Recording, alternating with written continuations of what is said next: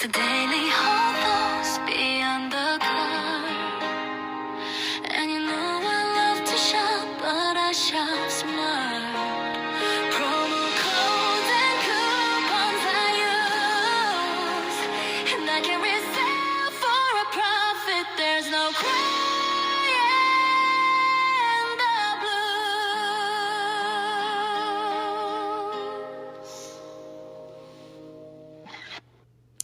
Welcome back to the Daily Haul, Thoughts Beyond the Cart. I'm your host, Sunshine, and I'm here to help you navigate the world of reselling, saving money, and the inevitable messiness of customer interactions. But let's be clear, my interest in you doesn't stop at the checkout line. I'm here to go as deep into the heart of the matter as you'll let me. You bring the questions, and I'll bring the answers. Speaking of answers, we've got a fresh email in the inbox from a reseller who needs a price check. All right, so subject line is $5 bag, $5,000 problem. Hi, Sunshine, longtime listener of yours.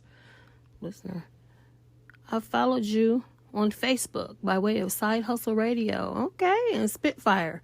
That's where I learned about Let's Unpack This. All of that said, I'm happy to be able to reach out. A phone call would be better, but here I am. I'm a bit nervous.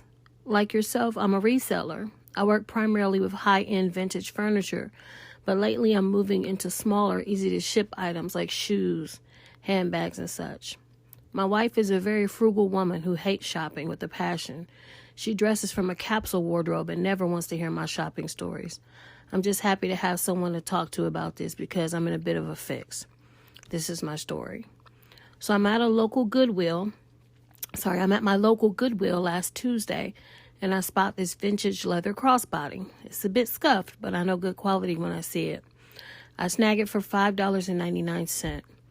I get it home to clean it up for my shop, and I'm feeling around the bottom of the lining. You know how they have those secret zipper pockets? I open it up, and my heart stopped.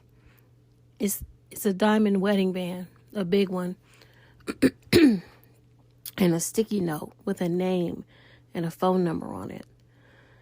Ooh, Sunshine, I'm behind on my warehouse rent. This ring could solve all of my problems. But if I call that number, I'm basically giving away my haul, right? Is it finders keepers if it was donated to a thrift store? Or am I a bad person if I don't call? Price check me, please. Theo. Okay. So, Theo, you have two issues here. You have an issue of you're experiencing a financial burden, or maybe not even in a financial crisis, if you will, but you have a financial aspect to the situation, but you also have a moral aspect. And so normally I would be like, oh, you should da-da-da-da. And I would tell you like steps that you should take. And I probably will. I probably will anyway, but in this situation, I would have to tell you how I would approach the situation. But again, you know your finances. You know your moral compass. You know how this is going to bother you. You know? Now, you said you have a frugal wife. And you're reaching out to me. Most frugal people, if they come across a diamond ring, they're going to sell that bad boy, right? So I'm under the impression that you're leaning towards wanting to give it back. Because usually when people ask for advice, they're really asking for an accomplice. They're really asking for someone to tell them to do that thing that they want to do anyway, right? And you and I both know that if your wife is frugal enough to dress from a capsule wardrobe, that she would be down to sell that thing without blinking. But again, you didn't ask her. You didn't ask the person who would tell you to sell it. So that means you're seeking, you want to go in the other direction. So let's consider the fact that if you had just found a ring, that would be one thing, right? You could say, oh, I found this ring. I have no way to get it back to the person.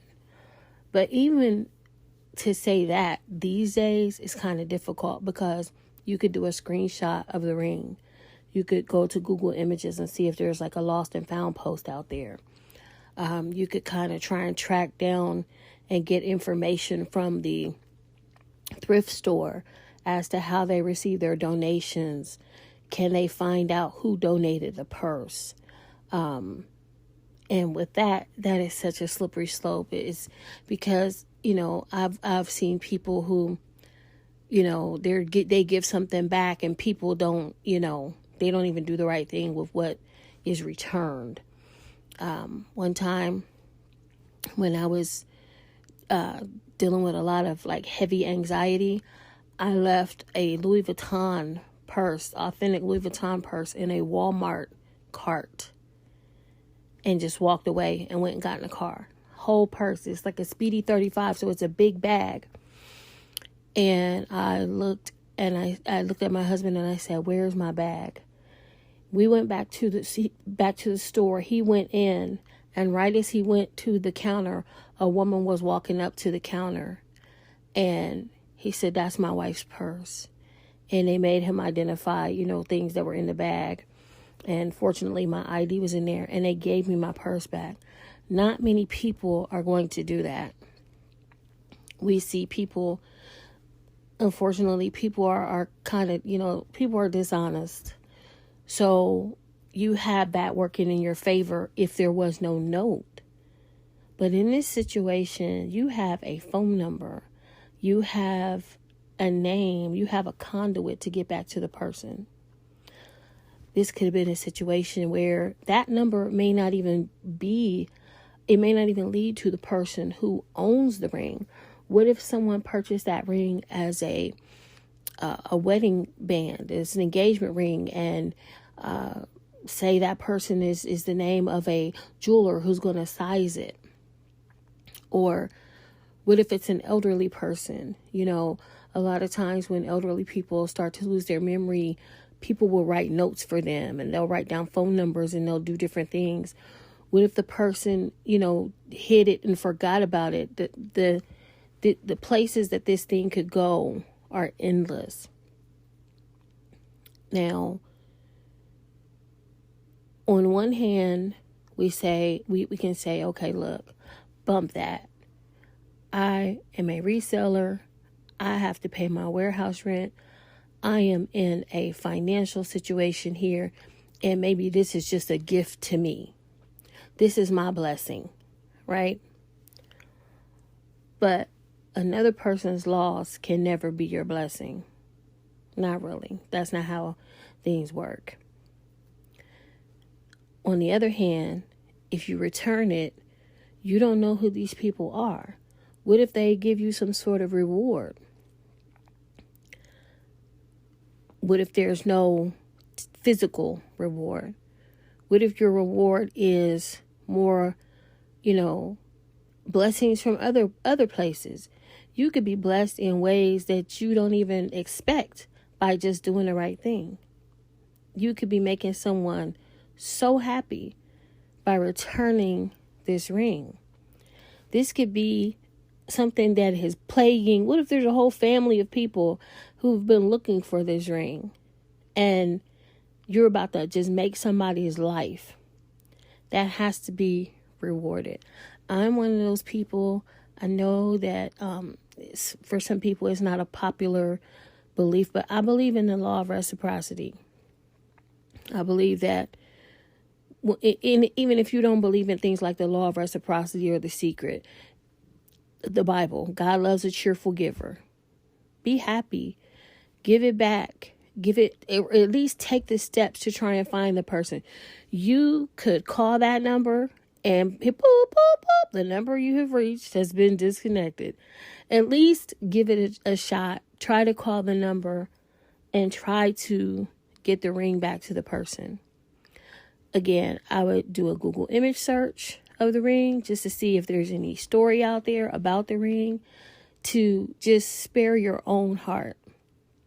Spare your own, if you want to call it good karma, try to do the right thing. Try to get the ring back to the person. And if you can't get it back, then hey, finders keepers. The loser's probably already been weeping. Who knows, But at least at that point, you can say, I did all I can. I did everything I could do. And I'm going to go ahead and keep the ring. But again, I would make every effort possible to get that ring back to the person who is the rightful owner. And put yourself in the position. What if you had purchased something for your wife and someone found it? You would want them to do the right thing. You would want them to get it back to you. So I don't think you're a bad person if you don't call, but I do think you're a good person, and if you don't call, it's going to bother you. I don't think that it may pay you financially, but I think it's going to take a lot more from you. The fact, again, that you didn't just ask your frugal wife, hey, I found this ring. What are we going to do? You know damn well what we're going to do. We're going to sell it, and we're going to take care of some business. We're going to handle some things. We're going to pay some bills. You didn't do that. So do what you can to get the ring back. I'm sorry that I'm not more, oh, wow, what a blessing. Oh, look at you. Look what you found. I can't do it. I can't do it. And honestly, I think I'm giving you the answer you want. I'm giving you the answer you really want. Find the person. Find the person. You could make this such a thing that it could bless your business. You could go to the news media. I mean, everybody loves a feel-good story these days. Take a picture of the ring. Go to the news media. Talk to them. Say, hey, I was at this thrift store. I found this ring. I want to get it back to the rightful owner. It's very important. And you know what? Honestly, I wouldn't even show people the ring. I would just tell them, hey, I was at the thrift store. I was there on this specific day. I'm so sorry. The people next door think it's just wise to blow horns right by my window. And I'm not in the studio recording, so my apologies for that. I would say I was at the thrift store this specific day, this time. I purchased this crossbody bag, and there was something very special inside of it. Is anybody looking for something very special that was donated, that may have been donated in error?